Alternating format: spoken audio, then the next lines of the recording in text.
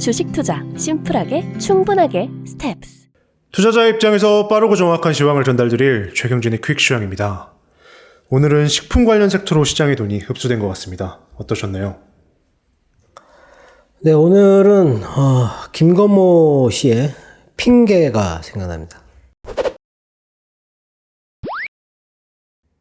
네, 오늘도 바로 질문 드리겠습니다. 오늘 아시아 시장 하락이 생각보다 큰데요. 우리 시장은 방어가 잘 된 것 같습니다. 어떤 이유인가요? 일단 오늘은 금요일 날 해외 시장이 거의 대부분 휴장이었기 때문에 금요일도 마찬가지였지만 뭘 보고 따라할 만한 게 없었다라는 거죠. 근데 주말에 있었던 뉴스, 중국의 지준율 인하, 여기에 대한 기대감이 있지 않았을까도 싶은데 오늘 아시아 시장은 많이 빠졌어요. 일본 같은 경우는 장중에 2% 정도까지 빠졌다가 반을 회복을 했고, 대만도 거의 1% 정도 빠졌다가 올라온 것 같은데, 중국도 지금 빠져 있어요. 지금 계속 빠져 있고, 지금 베트남이나 인도도 지금 2% 정도 빠져 있다라는 거죠. 예. 특별하게 빠질 만한 뉴스는 없었던 것 같은데, 일단 유가가 107달러 정도 된다라는 거. 그리고 지금 현재 미국채 금리가 2.878이에요. 네, 계속 더 올라가고 있다. 채권이 올라가고 있다라는 거하고, 그리고 달러가 지금 계속 강세입니다. 네. 원래 금리를 인상을 할 때는 달러가, 전부 그런 건 아닌데, 하락하는 게 일반적이었는데 지금은 강세를 유지를 하고 있어요. 네. 그런 게 일단은 좀 안 좋지 않을까도 싶은데 특별하게 2%씩 빠질 만한 이유는 없지 않았을까. 네. 우리나라 시장에서는 오늘 외국인들이 선물을 매수를 했는데 사실 이런 선물은 의미가 없다고 생각됩니다. 한 4천 계약 정도, 오늘 한 4,800계약 정도까지 늘었다가 다시 줄어들었는데요. 오늘 기관들은 코스피에서 매도를 하다가 12시쯤에 턴을 시켰고, 외국인들은 나스닥 선물이 2시 중국의 오후장이 열릴 때 그때 반등이 살짝 나오기 시작했거든요. 그래서 코스닥에서는 그때 같이 매수가 조금 있었다. 근데 나스닥 선물이 1%씩 이렇게 빠져가지고 하루 종일 이렇게 횡보를 하는 거는, 좋지가 않습니다. 예, 좋지가 않은데, 그냥 한 가지 생각해보면, 실적이지 않을까 싶고, 두 번째는 돈바스에 대한 공격이 임박이라고 해야 될 것 같습니다. 일단, 먼저, 지표나 뉴스를 간단하게 보면요. 지난주에 미국 4월 뉴욕 엠파이어 스테이트 지수가 나왔는데 24.6이 나왔어요. 이건 또 이전이 마이너스 11.8이었고 전망이 0.5였는데 24.6이 나왔다. 4월 달이잖아요. 네. 미국 경기가 조금 안 좋아지는 듯 하다가 다시 좋아지고 있다라고 생각을 하고 있어요. 그리고 이거하고 관련돼 가지고 미국의 3월 산업 생산이 나왔는데 월간으로 0.9%, 이게 전망이 0.4%였거든요.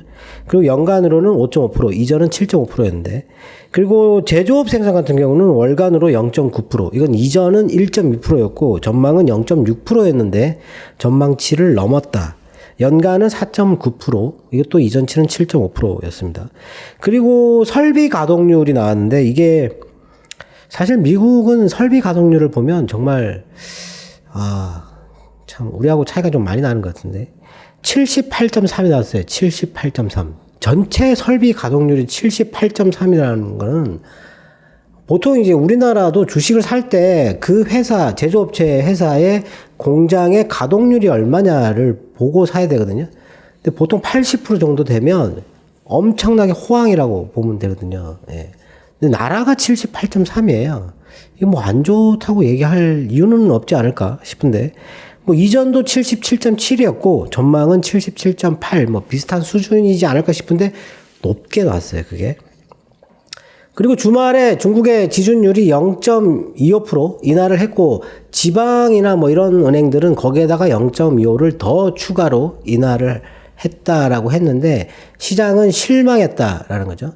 0.5%를 이미 이 앞번에 두 번인가요? 그렇게 0.5%를 0.5% 이렇게 내렸으니까 이번에도 0.5% 내리는 거 아니냐, 그렇게 내려줘야 되는 거 아니냐라고 생각했는데 0.25%가 나왔다라는 거죠. 그래서 실망해서 오늘 중국 시장이 빠졌다. 네. 중국이 지금 이거 지준율 이렇게 인하하는 것도 모험이에요. 제가 보기에는. 예.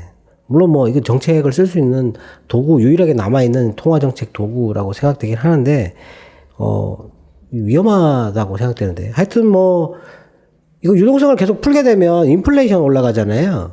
근데 지금 중국은 인플레이션을 잘 억제를 하고 있어요. 왜냐하면 돼지고기 가격을 이렇게 계속 깔아뭉갰으니까 예, 내려와 있는데 지금 최근에 이게 올라오고 있잖아요. 1.5%까지 올라오고 있는데 이게 점점 더 올라오게 되면 유동성을 또 해소를 해야 될 수도 있거든요. 예, 그래서 이거 함부로 이거 지금 못 풀거든요. 다른 나라들 다 긴축하는데 자기 나라만 완화를 쓰는 게 좋은 게 아닙니다. 그게. 예. 그리고 악재가 뭐냐라고 생각을 하면 아마 이 뉴스이지 않을까 싶은데 탈러시아 기업들이 지금 어마어마하게 많은데 뭐 거의 수백 개잖아요. 네. 거기에서 이제 1분기 실적을 발표를 해야 되는데 어떤 전략을 쓸 거냐? 그 키친 싱크 전략을 쓸 것이다. 이렇게 얘기를 했어요. 이게 뭐냐면 부엌에 싱크대 빼고 전부 다 교체한다. 이런 거를 뭐 빗대서 하는 얘기인데 그러니까 안 좋은 악재를 이번에 한꺼번에 다 반영시켜 버린다라는 거죠. 왜냐하면 이거 러시아에서 사업을 철수하거나 매각하면서 발생하는 손실이 워낙 크기 때문에 그런 거 하고 그리고 뭐 이게 시장도 빠지고 뭐 안 좋았잖아요. 네, 좀 둔화되고 경기도 둔화되고 뭐 이런 게 있었으니까 그거를 이번에 다 그냥 한꺼번에 다 반영시켜 버리자라는 거죠. 네, 그러면 생각보다 전망치보다 실적이 낮게 나올 수도 있는 거죠. 쇼크가 발생할 가능성이 있는데 그런 기업들이 수두룩하지 않겠느냐. 예. 그 이제 실적 시즌이잖아요. 지금 이번 주부터. 예. 그렇게 되면 아마 이번에는 실적 쇼크가 좀 많이 발생하지 않을까 하는 거죠. 네. 일단 뭐 지금 그 나온 얘기의 기업들만 하더라도 브리티시 페트롤리엄 이것도 뭐 이번에 그거 사업 철수하고 뭐 이렇게 하는 거에서 250억 달러 손실을 봤다고 했어요. 30조. 예. 어마어마한 거죠. 그리고 쉘이라고 하는 기업은 한 40에서 50억 달러 정도 손실을 지금 거기 부과를 해놨다. 이렇게 얘기를 했는데 오늘 쉘 같은 경우는 석유를 섞어서 팔아가지고 들켰어요. 예. 러시아산을 49%, 다른 지역산을 51% 섞어가지고 이게 50%를 넘지 않으면 러시아산으로 딱지를 안 붙기 때문에 그걸 교묘하게 이용해가지고 팔았다. 예. 나쁜 사람들은 항상 있습니다. 근데 이렇게 시장에 사는데 영향을 안 줘가지고 안 들킬 뿐이지 이렇게 들키면 참, 예, 좀 그렇죠. 하여튼 뭐 들켰다. 그리고 뭐 소시에테 제네럴 그리고 그 시티그룹, JP모간 뭐 그리고 맥도날드 같은 경우도 점포 뭐 이런 거 때문에 손실이 좀 많이 발생할 것이다. 이렇게 얘기를 했는데 아마 이 뉴스가 지금 현재 미국 시장을 조금 안 좋게 만들지 않을까 하는 그런 생각도 듭니다. 그리고 오늘 11시에 중국의 그 1분기 성장률 발표가 있었는데 이거는 또 4.8이 나왔어요. 4.8. 4.8인데 이게 전망이 4.4였거든요. 예. 이게 높게 나왔잖아요.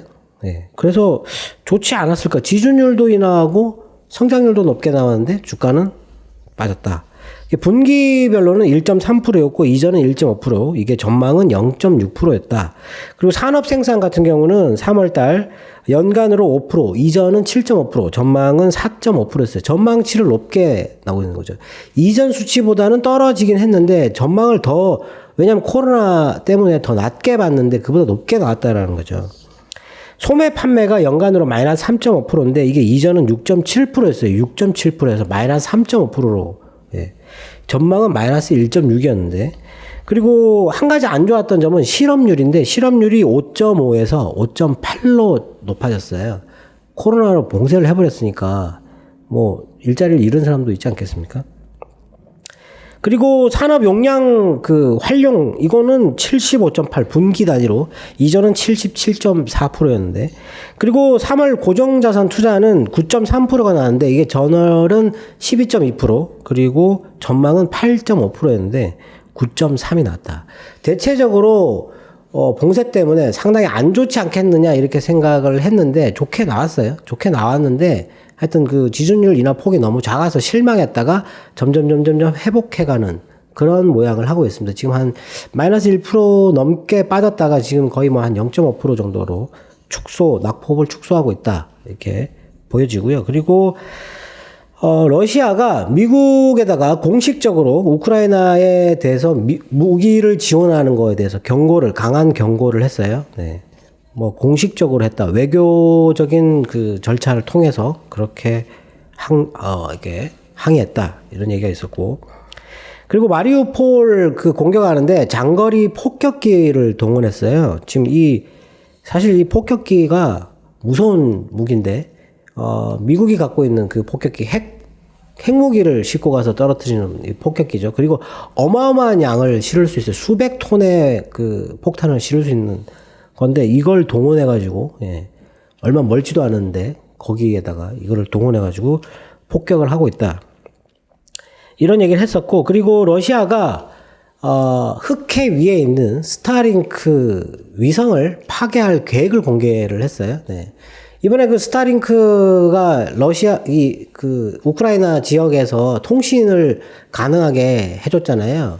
그래서 뭐 머스크한테 뭐 고맙다고 뭐 이렇게 인사도 하고 그랬는데, 그 위성들이 이 러시아에 불리하게 그런 거를 작용했다 해가지고 흑해 위에 있는 그 파괴해버리겠다. 뭐 파괴할 수 있을지 모르겠지만 하여튼 뭐 그런 위협적인 그런 얘기를 했고, 그리고 독일이 주변국에 그 군사 지원하는 돈을 20억 유로 정도 이렇게 마련해서 거기에 우크라이나한테 10억 유로 정도를 주겠다 이런 얘기를 했어요. 규모가 그렇게 작지는 않은 거죠. 이 돈 가지고 무기를 직접 사라. 왜냐면 독일 같은 경우는 무기가 그렇게 많지 않아요. 독일은 이제 2차 대전 이후에 거의 뭐 이게 군사력을 크게 유지하지 않고 있거든요. 왜냐면 못 하는 거죠. 그래서 미군이 들어가 있는 건데, 하여튼 뭐 이렇게 무기를 살 돈을 주겠다. 그렇게 얘기했고, 우크라이나가 유럽 연합에 가입하기 위해서 지금 그 절차를 좀 빨리 해달라고 했는데, 이게 이제 얼마 전에 심사를 하기 위해서 설문지를 썼다고, 이렇게 제출했다고 얘기를 했어요. 그래서 지금 6월 23일하고 24일 정도에 유럽 연합 회의가 있는데, 그때 일단 그거를 통과시킬 가능성이 있지 않겠느냐. 하여튼 그 기사를 쓴 사람은 통과를 시킬 것 같다. 뭐 빨라질 것 같다. 이런 얘기를 했는데 또 그때 돼봐야 알겠죠. 예. 그런 얘기가 있었고, 그리고 그 마리우폴에 대한 공격 지금 거기 하고 지금 키우에 대해서 지금 그 러시아의 모스코바호라고 하는 기함이 이게 미사일 3방을 맞고 격침됐다. 이렇게 얘기를 해가지고 키우를 공격하고 있는데, 조만간에 곧 돈바스를 이렇게 공세를 시작할 것이다. 이렇게 뭐 우크라이나 쪽에서 주장하고 있고, 다른 쪽에서도 막 수주 내에 공격이 시작될 것 같다. 뭐 이런 얘기를 했어요. 네. 그리고 이탈리아 같은 경우는 지금 가스를 공급받기 위해서 아프리카에다가 지금 열을 올리고 있는데, 콩고하고 그리고 앙골라, 모잠비크를 방문해가지고 그쪽에서 이게 가스를 이렇게 조달을 하려고 하고 있고, 그리고 드라기 총리 같은 경우는 지금 유럽의 그 러시아에 대한 에너지 의존도를 아주 빨리, 시장이 생각하는 것보다 아주 빨리 낮출 수 있을 것 같다라고 얘기를 했어요. 네. 지금 가스 저장고를 가득 채우라고 지금 계속 채우고 있는 중이고, 그리고 이번에 지금 이제 날이 따뜻해지고 있잖아요. 여름이 되면 이제 에어컨을 가동을 해야 되는데, 그거에 대한 온도를 1도를 높이는 거죠. 그러니까, 예. 높여서 그 에어컨 가동률을 떨어뜨려가지고 전기 소비량을 줄이려고 하는 그런 거를 지금 얘기하는데, 많은 회원국들이 지금 현재 동의하고 있다. 뭐 이런 얘기를 했어요. 네.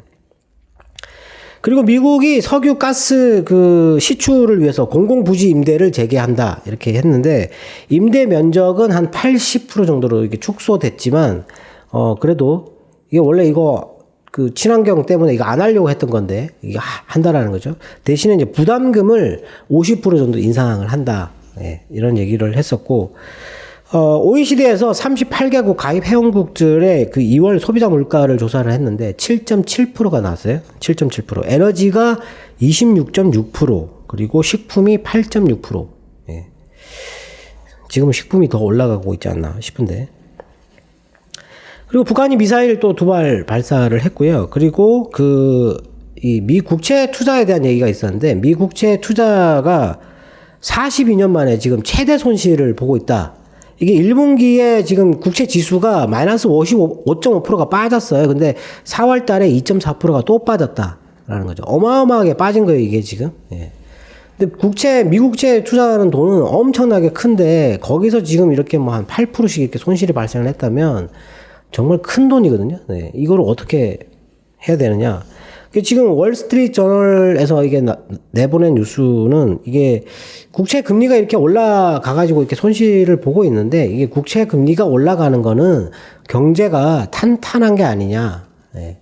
그리고 지금 풍부한 가계 현금이 아직까지는 소비를 하려고 하는 그런 그게 있는데, 약간 둔화되긴 했지만 아직은 괜찮다라고 보고 있는데, 연준이 지금 의도하는 거는 이 모기지 금리가 지금 5%를 넘었잖아요. 그래서 이 차입 비용을 이렇게 끌어올려 가지고 이거를 이제 일부러, 그게 비용이 증가하면 그 미국인들 같은 경우는 주택을 거의 대부분 임차를 해서 임차료를 내는 건데, 그래서 이게 또 모기지를 끌어와가지고 집을 사고 이렇게 하는 거잖아요. 그 이자 비용이나 임차료가 늘어나면 소비가 줄거든요. 확실하게 줄어요, 그게. 그렇기 때문에 그런 거를 높여가지고 소비를 약간 둔화시켜서 물가를 끌어내리는 효과를 노린다. 예, 그래서 지금은 뭐 잘 하고 있는 게 아닌가, 1차 목표에 도달한 게 아닌가, 뭐 이런 뉴스를 내보냈는데, 질문에도 뭐 써주셨는데, 지금 미국 시장이 이 떨어지는 시장, 예, 떨어지는 시장으로 진입한 게 아니냐 이렇게 물어보셨는데, 지금 판단하기는 사실 좀 어려운데요.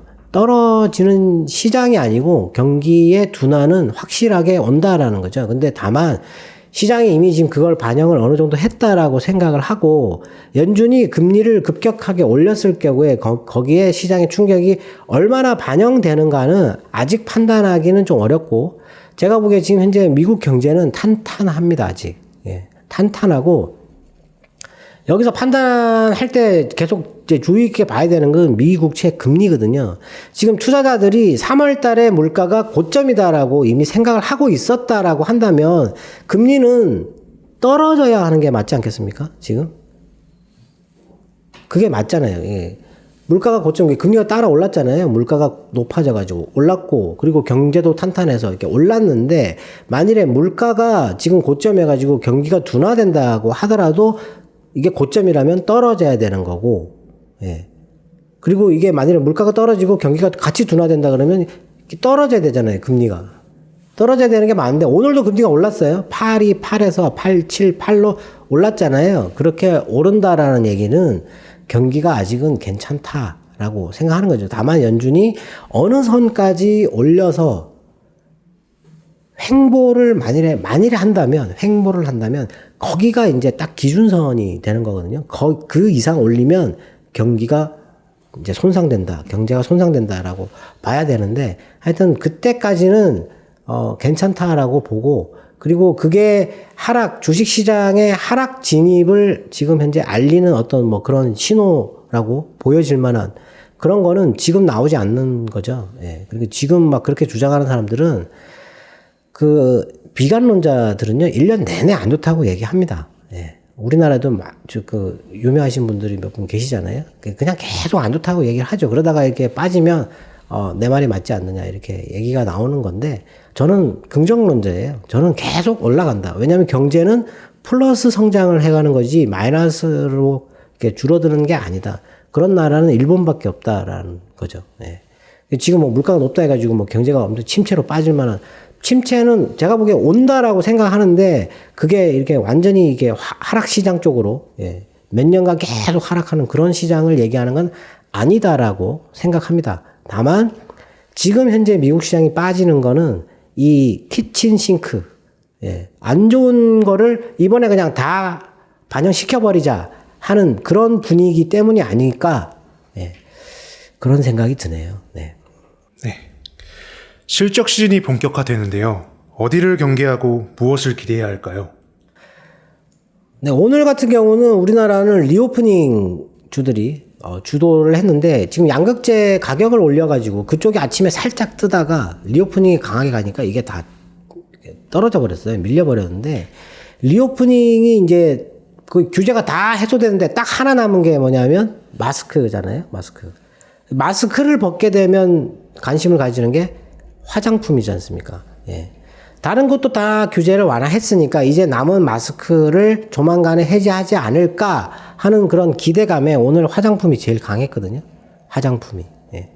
그래서 뭐 화장품 그 마스크를 벗기 전까지는 사실 뭐 뉴스에 팔아라 이렇게 한다면 마스크를 벗기 전까지는 화장품은 조금 더 가지 않을까 그런 기대감을 가질 수 있고, 네, 오늘 같은 경우는 반도체에서 이수페타시스가 많이 올랐어요. 이게 그 다층 회로 기판 MLB라고 하는 게 뭐 오늘 리포트에도 나왔는데 좋아가지고 그 18단 이상 이렇게 쌓는 회사가 이수페타시스밖에 없어가지고 하여튼 뭐 이게 잘 팔린다 이래가지고 오늘 많이 올랐고, 그리고 테스나 이게 또 뭐 소문이 돌아가지고 올랐고, 제주 반도체가 지금 그림이 괜찮고, 그리고 지금 해성 DS가 실적이 너무 좋게 나왔기 때문에 이 해성 DS가 사실 후공정에 들어가는 재료, 리드 프레임과 그 반도체 패키지 서브스트레이트라고 하는 걸 만드는 회사거든요. 이게 좋아지면 PCB 쪽이 좋아진다라는 거죠. 이게 좋다면. 예, 그래서 이제 같이 올라가는 건데 하여튼 뭐 그런 쪽으로 올랐고,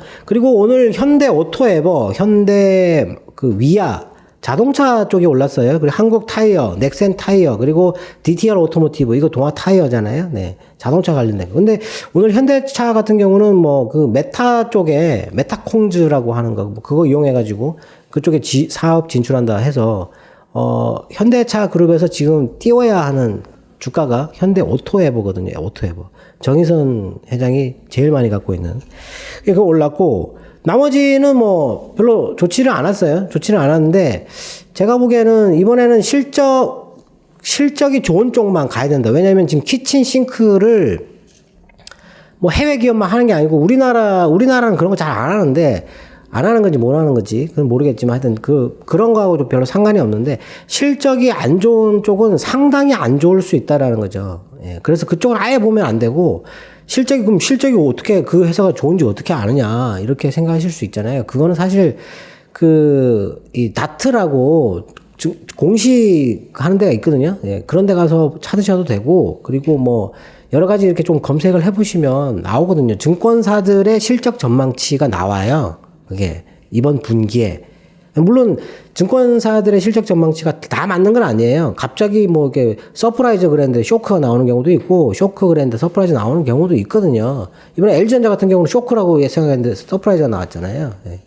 근데 이제 그런 거를 보고 대체적으로 이제 실적 시즌 되기 전에 증권사에서 직원들이 다 탐방을 가기 때문에, 기업들 웬만한 자기들이 커버하고 있는 회사는 다 탐방 가서 뭐 이게 점검을 하거든요. 점검해서 쓰는 거니까 그런 걸 보고 사야 된다. 그냥 뭐 남 얘기 듣고 좋다더라 그러면 그렇게 해서 사면 안 되고, 예, 그런 데이터를 보고 왜 좋게 보고 있는지에 대한 것까지도 보면 더 좋겠죠. 예.